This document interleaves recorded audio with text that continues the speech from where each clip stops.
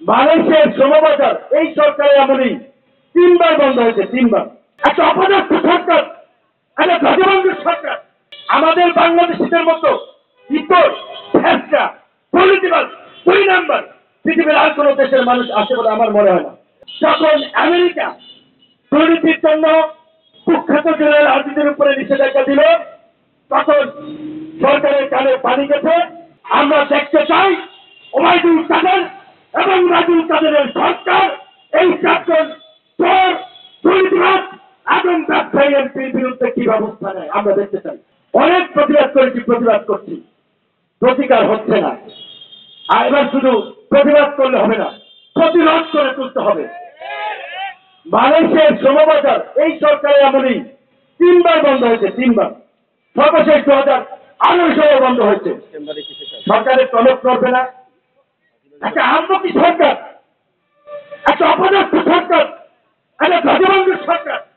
এই জন্য বলছি যে দেখেন, মালয়েশিয়ার মতো বড় একটা শ্রমবাজার আজকে জাতিসংঘ যখন মালয়েশিয়াকে বলছে, বাংলাদেশকে বলছে, আইএলও বলছে যে এখানে শ্রমিকদের সাথে প্রতারণা করা হচ্ছে, তাদের সাথে অন্যায় বিচার করা হচ্ছে, তারপরেও তারা এগুলো সমাধানে কোনো আগ্রহ দেখায়নি এই পর্যন্ত।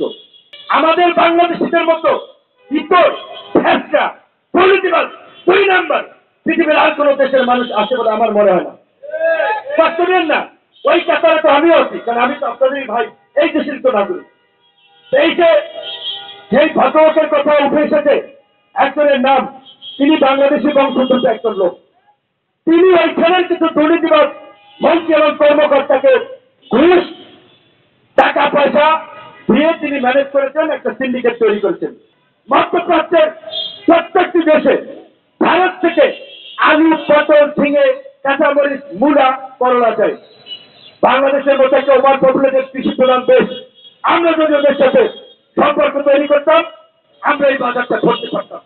কিন্তু যারা ক্ষমতায় আছে তাদের কি জনগণ, রাষ্ট্র, দেশ এগুলো নিয়ে কোনো ভাবনা আছে?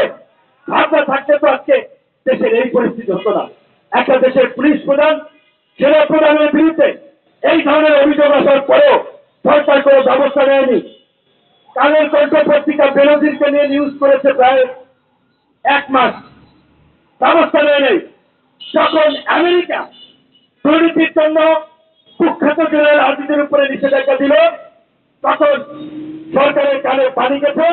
তারা বুঝেছে না ব্যবস্থা এখন নেওয়া লাগে, কারণ আমেরিকা কিছু শর্ত দিয়েছে, তোমরা যদি ব্যবসার পরিবেশ উন্নতির ক্ষেত্রে দুর্নীতির প্রতিবন্ধকতা দূর না করো, এই লোকগুলো তোমাদের দুর্নীতির সবচেয়ে বড় সিন্ডিকেট তৈরি করেছিল, দুর্নীতিকে বিস্তার করেছে, তাদের বিরুদ্ধে ব্যবস্থা নিতে হবে।